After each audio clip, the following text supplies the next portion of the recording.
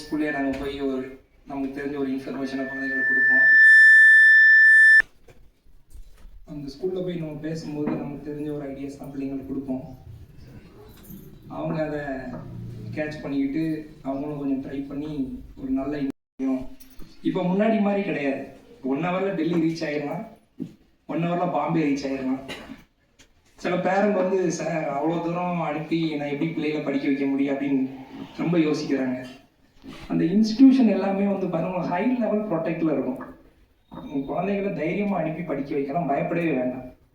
அது எல்லாமே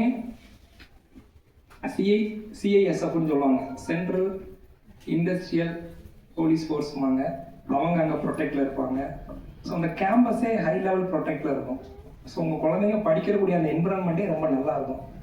சில பேரண்ட் வெளியே அனுப்புறதுக்கு பயப்படனாப்புல சொல்கிறேன், தமிழ்நாட்டுக்குள்ளேயே படிக்கணும். சில பேர்